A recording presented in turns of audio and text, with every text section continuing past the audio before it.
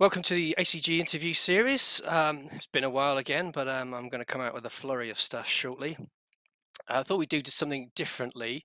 We're talking to someone that we've not really gone down the avenue of doing before. Some bright spark came up with the idea of why don't you talk to one of the FNGs? That's one of the frickin' new guys.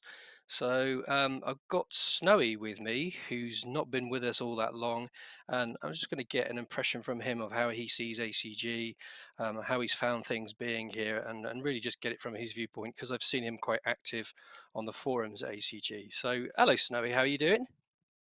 I'm good, thanks, Paddy. How are you? I am hot and sweaty like Betty, to be honest. It's pretty close in the UK. The humidity is about 70 or 80%, and we don't have um, air conditioning. And you're in the UK yourself, right? I am, yep. Been here a few years now. So it sounds like you've got a bit of an Aussie accent. So give us a bit of background without giving too personal details of what you're up to. Yeah, I'm obviously Australian and travelled to the UK quite a bit. Which part of Oz? And Melbourne, the Mm. cultural centre of Australia. Yeah, and a COVID centre as well, I believe. Yeah, oh, yeah. They're having a bit of a hard time of it at the moment. What brought you to the UK then? A business, and I've married and settled across here, so very happy to be here. But I get across to Australia, not recently, but I get back to Australia quite a bit. And have you done flight simulators all your life, kind of thing? Have you been involved in them, or is it something new that you've got into, or how did you come about? Yeah, I've probably since they first appeared. Certainly, I remember things like Red Baron and the early IL-2 and Battle of Britain. You know, the ATAG Team Fusion stuff, and so I've tried them all. Mostly single player until the last, I guess, 6 months or so. Apart from when I was at ATAG for a little while, life got in the way, so I didn't carry on with that. But now I've discovered Air Combat Group and really enjoying the multiplayer aspect and of it. So you're saying that you came from ATAG originally? Yeah, a number of years ago, and I remember flying the Blenheim and so forth for a little while, but I got busy with work, so I couldn't really continue on with it. So it was a taste of what it could be like. I think back then they were very good guys. And what made you not go back to ATAG? Uh, Really, would say it's the VR experience, and IL2 is implementing that very well indeed. So I've been using a index for since October. It's just excellent for immersion and so forth. The Valve Index. Yes, yeah. I nearly bought one and I cancelled it because I couldn't justify the expense. I thought, oh, I can't do this. Is it how good is it? Well, it's I find it very good. The field of view is excellent, and it does everything I need. But I do understand the Reverb G2's probably going to beat it in clarity and so forth. But I'm finding the index very good, so I'm happy with it. Hopefully they'll do a price drop on it to try and make it competitive, but we'll see. Maybe, yeah, they could do. What's so? Did you find ACG through the usual routes of like YouTube? Or like, how did you sort of discover which group to go and talk to join? I've been on the IL2 forums a bit, and so I came across it there initially. I was looking for a European or UK based squadron of this sort of type, and then I read the field guide, and I thought, wow, this is pretty good. Take notes, ladies and gentlemen. He read the field guide before joining. Take note. And I say that because I've just recently worked on slimming it right down because it used to be pretty close to the Bible, and now we've slimmed it down to I don't know 25 pages or something. Well, I must have. I read it all. I like what I read, and it's particularly the aspect about working as a campaign and a objective orientated rather than just trying to score. I thought that was excellent. So, and it's proved to be the case. And did you Makes a big check out difference. any videos then to clarify that it does match up in that way, or Yes, yes, a few of them. Not, I haven't done that exhaustively before joining, but then I, any shout posted in the. outs for videos? Was it Oh, specific members that you watched, or it was. I will have to think about that, I'm afraid, but they were good from what I remember. And then I uh, posted in the, looking to join, and the guys from the stab contacted me, Passion, and we had a bit of a fly there, and that went really well. So I enjoyed that. So I yes, ended up in Bombers. yeah, so it's interesting because I think I came across your post about looking to join, and you said I'd really quite like to join the Allies in fighters, and I note you're Yes, in 8 kg 55, which is a bomber squadron. exactly. Go on then. So how did Um, that happen? well, Did being passion? an Australian and having been an air cadet back in the day, and all that, I thought I should be allied. But as it turns out, I'm quite enjoying the Bombers, and I just wanted to join somewhere where I could help and be needed, rather than just squeeze in somewhere. And it's proven to be very good because there So was numbers needed there. so passion didn't bribe you in any way. No, no, we just uh, he mentioned about, because of what I'd written about was what I was looking to um, actually look, work the mission rather than just go up and dogfight. And so Mm. we talked about that, and we had a test run in the A20 at the time, which went well, and it's proved to be an excellent choice. And how do you find the whole ACG thing in terms of, when you first joined, how you've been treated, how you've been introduced to the campaign? Like, what's the experience for anybody else that's thinking of doing it? Can you sort of describe how that has happened and how you've interacted with people and Yep. give your impressions? Yeah. Well, the initial assessment was with a couple of guys, Elos and Passion in the A20s, as I mentioned, and that went well. And then we did a mission on the Sunday, which actually turned out to be another training mission because of technical issues. Again, that was in the HE 111, which I wasn't really used to, so I was learning it on the job, as it were.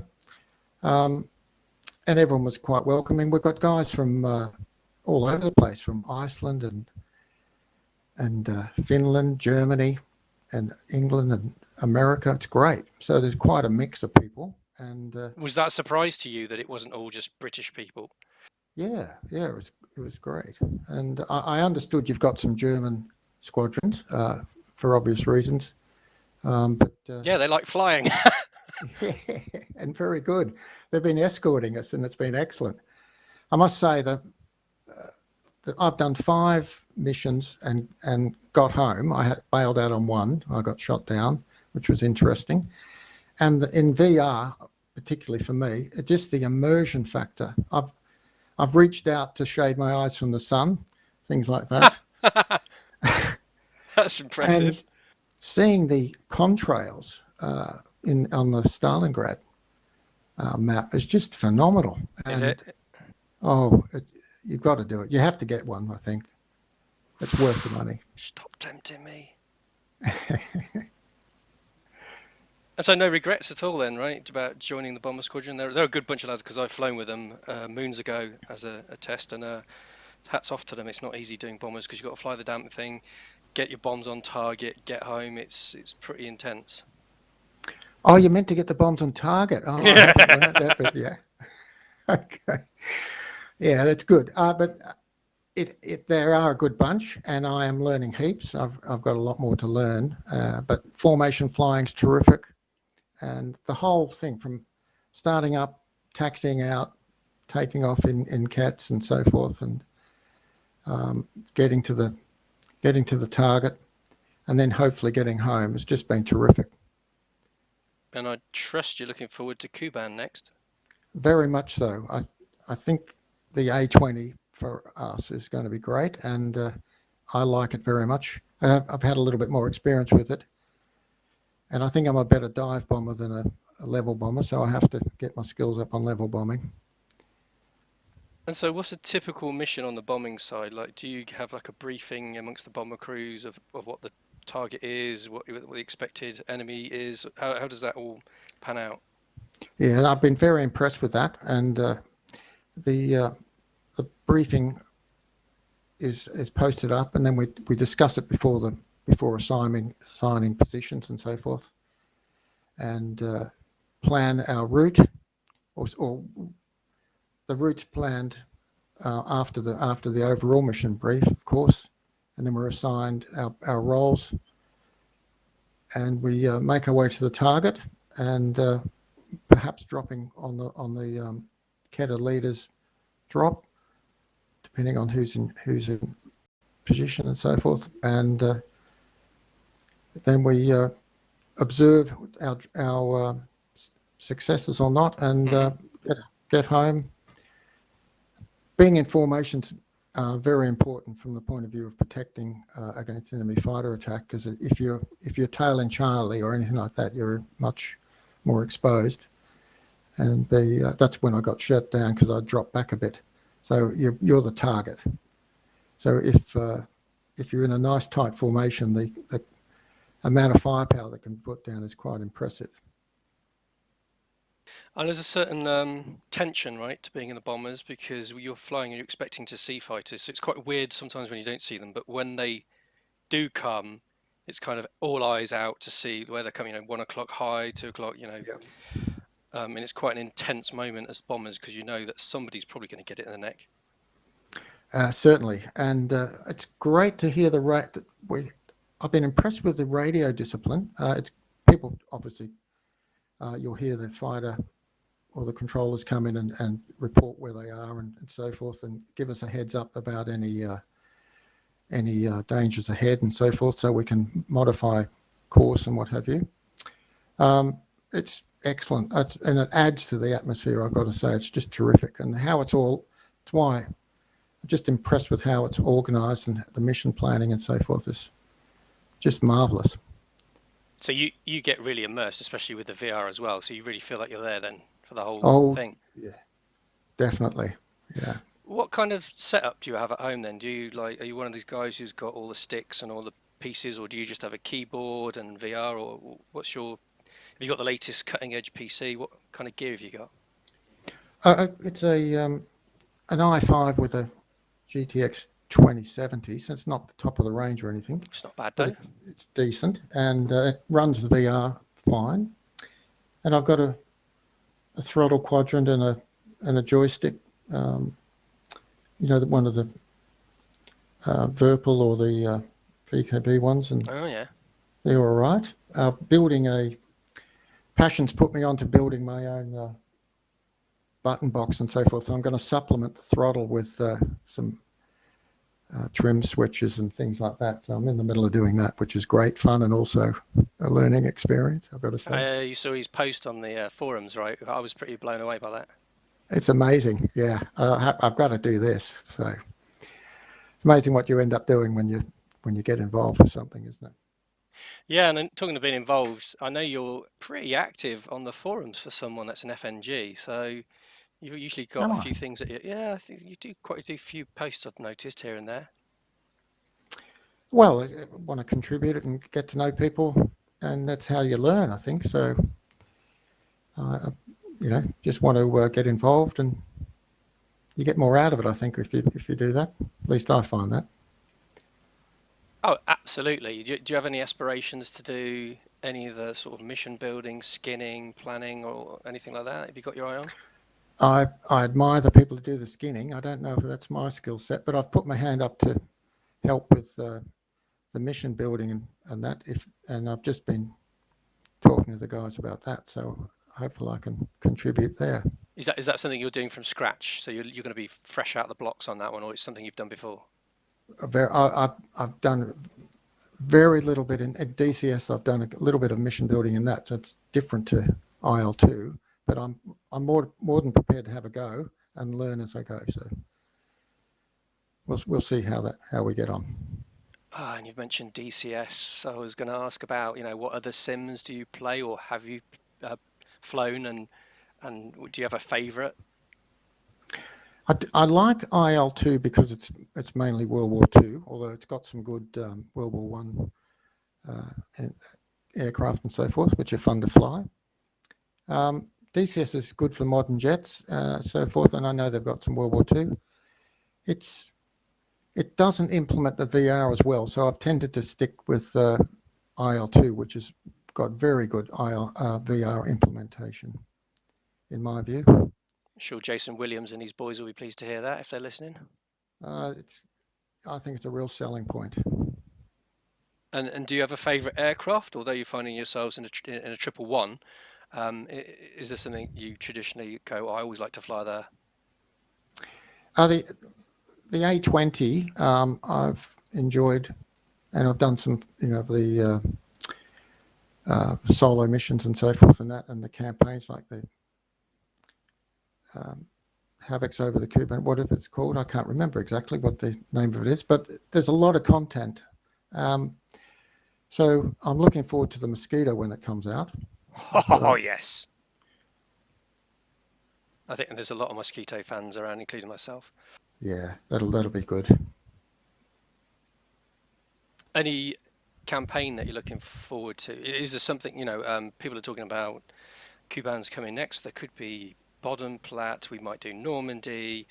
Tobruk is lingering on the fringes. Is there anything that you've got your eye on campaign-wise? You think, well, now I'm in the Yeah, bombers, I'd really like to do X. Cuban I'm very much looking forward to. If it's as good as the what I've experienced in Stalingrad, it's going to be fantastic. So definitely looking forward to that. And Normandy, I would imagine, for obvious reasons, the Mosquito and other aircraft and locale. Uh, Tobruk, I've bought it, but I would hope they implement VR. I know that's probably a bit of an ask, but I'm probably more keen on Normandy, I think, than Tobruk, although I would definitely do it for obvious reasons. So allegedly on their tick list, and there's quite a few people here that are vocal about VR. So I'm sure it's coming. It's just a case of when and how simple it is for them to implement, I guess. Yeah, but look, I'll use a head tracker type thing if we need to. It'll be fine. If that's what we do, then we'll do it.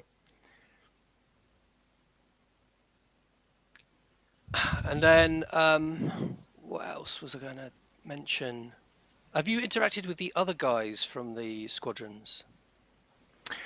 Um, I've only from the point of view they've escorted us and been very good at doing that. So it's great to see them as our escorts. And I steered a new chap who posted on the looking to join, and he was after fighter, so I steered him that way. And I think he's with one of the Luftwaffe squadrons now.